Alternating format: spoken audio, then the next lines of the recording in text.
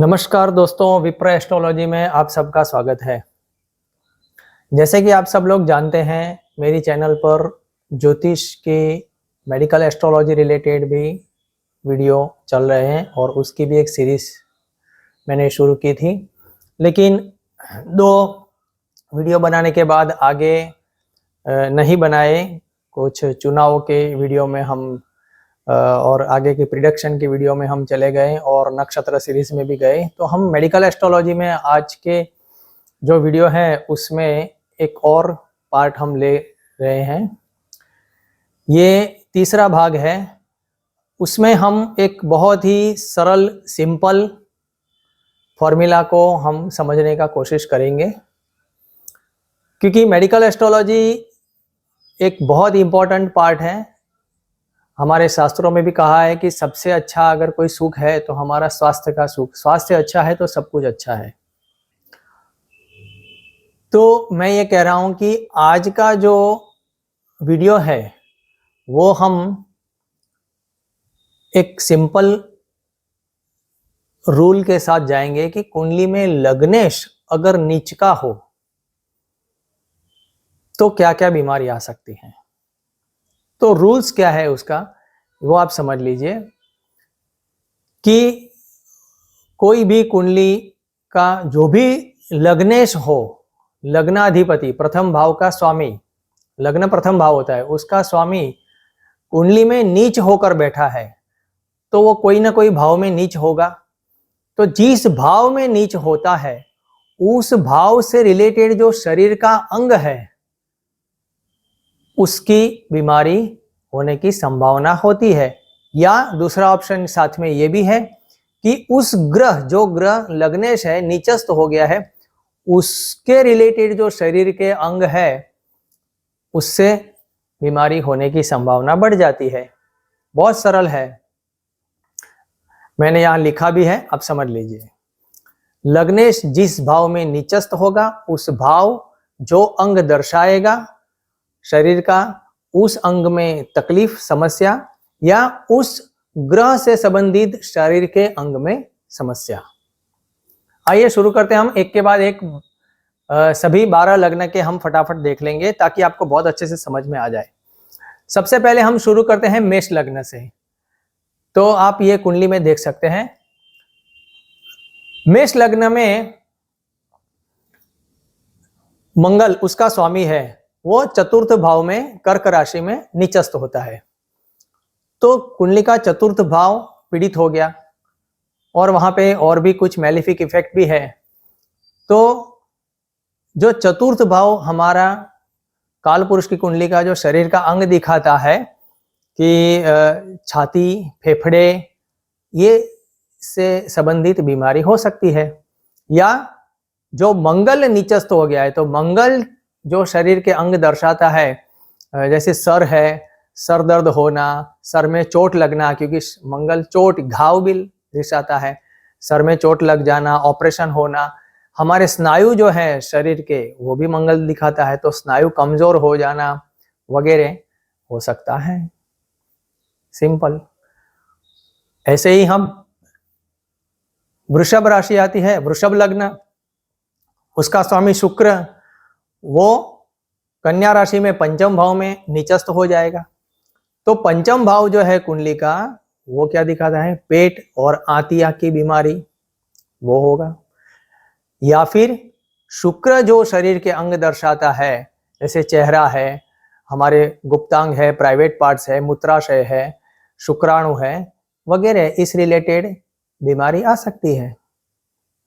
वैसे ही मिथुन लग्न की कुंडली में अब हम जाते हैं तो उसका स्वामी बुध है लग्नेश, और वो दसम भाव में नीचस्थ होगा मीन राशि में। तो दसम भाव जो है वो काल पुरुष की कुंडली में हमारे घुटने दिखाता है, घुटने के वाला भाग। तो ये भाग में शरीर के अंग में समस्या हो सकती है। या फिर जो बुध है ग्रह, उसके जो सिग्निफिकेटर अंग है, जैसे बोलना, वाणी, चमड़ी है, गला है, श्वसन तंत्र है, रेस्पिरेटरी सिस्टम है, पेट है वगैरह, ये सब उसमें बीमारी आ सकती है। कान है, उसमें भी हो सकती है।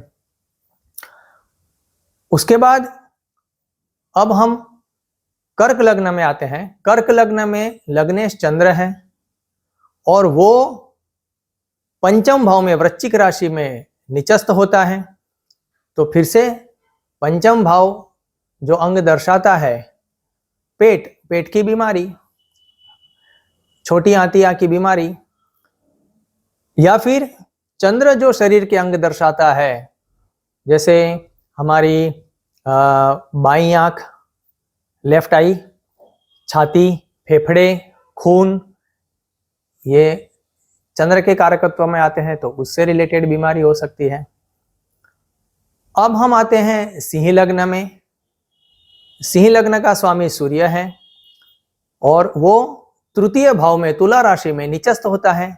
तो तृतीय भाव, तीसरे भाव से रिलेटेड शरीर के जो अंग है, गला है, श्वसन तंत्र है, कंधे है, भुजाएं हैं, ये सब में प्रॉब्लम हो सकता है।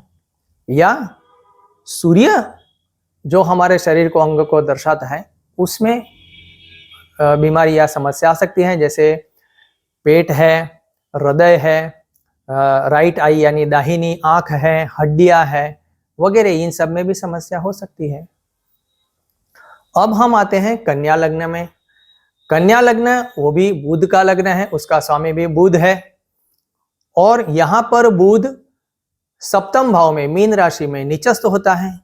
तो सातवें भाव से रिलेटेड जो शरीर के अंग है, गुप्तांग है, प्राइवेट पार्ट्स है, मूत्राशय है, गर्भाशय है, शुक्राणु है, वीर्य है वगैरह, इस रिलेटेड समस्या आ सकती है। या अगेन बुध जो ग्रह है, उससे जो सिग्निफिकेटर जो अंग है, वाणी है, चमड़ी है, मोटी आंत है, गला है, श्वसन तंत्र है यानी रेस्पिरेटरी सिस्टम है, पेट है, ये सब में प्रॉब्लम हो सकता है। अब तुला राशि आएगी 7 नंबर की, इसका स्वामी शुक्र है और यहाँ पे शुक्र कन्या राशि में यानी 12वें भाव में निचस्त होता है। यानी 12वां भाव जो कुंडली का दिखाता है, जो शरीर का अंग दिखाता है, उसमें यानी 12वां भाव क्या दिखाता है? पैर, पांव के पंजे, यानी पांव में बीमारी हो सकती है। शुक्र भी हमारी आंखें दर्शाता है, तो जो बाई आंख है उसमें भी बीमारी हो सकती है। या तो फिर शुक्र से रिलेटेड जो भी अंग है, जैसे पहले बताया वैसे चेहरा है, गुप्तांग है, मूत्राशय है, वीर्य है, शुक्राणु है, ये सब रिलेटेड बीमारी या समस्या हो सकती है। अब हम वृश्चिक लग्न में आते हैं। वृश्चिक लग्न का स्वामी फिर से मंगल है और यहाँ पर मंगल 9वें भाव में कर्क राशि में निचस्त होता है। तो काल पुरुष की कुंडली का जो 9वां भाव है वहां पे समस्या आ सकती है। यानी 9वां भाव हमारे कूल्हे, जंगा, ये सब हिप्स जिसको बोलते हैं, वो भाग हमारा दर्शाता है, तो यहाँ पर समस्या हो सकती है। या फिर से मंगल जिस चीज का कारक है शरीर के अंगों का, उसमें समस्या आ सकती है, जैसे सर पे चोट लग जाना या कहीं सर दर्द हो जाना, सर में ऑपरेशन आ जाना, स्नायु कमजोर हो जाना, ये वगैरह मंगल से रिलेटेड है, उसमें समस्या हो सकती है। अब हम धनु राशि में आते हैं, धनु लग्न। तो धनु लग्न का स्वामी गुरु है और वो मकर राशि दूसरे ही भाव में निचस्त हो जाता है। तो दूसरे भाव से रिलेटेड जो शरीर के अंग है, जैसे वाणी है, चेहरा है, दाहिनी आंख है, इन सब में समस्या हो सकती है। या फिर गुरु जिस अंग को रिप्रेजेंट करता है या सिग्निफिकेटर है, वो जैसे हमारे शरीर की चर्बी है, मेद है, डायबिटीज है, लीवर की बीमारी है, कूल्हे हैं, जंगा है, पैर है, कान की बीमारी है, तो ये सब में भी समस्या हो सकती है। अब हम मकर लग्न की कुंडली की बात करते हैं। तो मकर लग्न का स्वामी शनि है और शनि यहाँ से चतुर्थ भाव में यानी मेष राशि में निचस्त होता है। तो फिर से चतुर्थ भाव जो है कुंडली का, वो जो दर्शाता है वो छाती है, फेफड़े हैं, ये सब में समस्या हो सकती है। या फिर शनि जिस चीज को का कारकत्व है, शरीर के अंग, खास करके शरीर जो है वो पैर, जंघा, घुटने, तंत्रिका, नपुंसकता आ जाना, ये सब शरीर के कारकत्व में आता है, तो उस रिलेटेड कोई ना कोई बीमारी हो सकती है। वैसे ही कुंभ लग्न में आते हैं तो उसका भी स्वामी शनि है, और यहाँ पे शनि तीसरे भाव में नीचस्थ हो रहा है, तो शरीर का जो कुंडली का जो तीसरे भाव से रिलेटेड जो शरीर के अंग है वो है श्वसन तंत्र है, गला है, कंधे हैं, भुजाएं हैं, कान है, तो ये सब में कहीं ना कहीं समस्या आ सकती है या बीमारी आ सकती है। या फिर शनि जिसके कारकत्व है, शनि के कारकत्व में जो अंग आते हैं, जंघा है, पैर हैं, घुटने हैं, शरीर की तंत्रिकाएं हैं, नपुंसकता आ जाना, ये सब समस्या हो सकती है।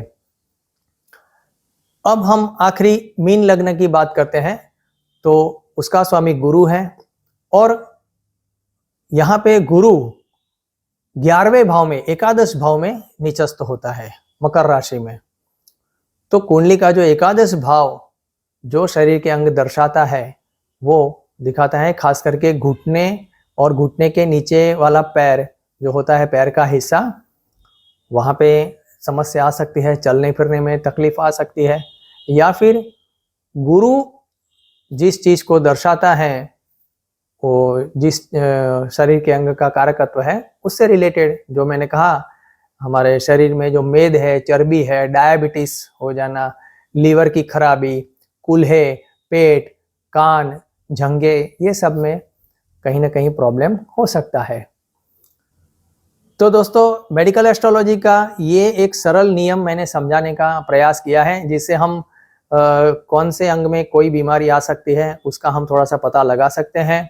आशा रखता हूँ आप सबको ये वीडियो बहुत पसंद आया होगा। आप सब लोग चैनल को सब्सक्राइब कर दीजिए, लाइक कर दीजिए, शेयर कर दीजिए। बहुत बहुत धन्यवाद। नमस्कार।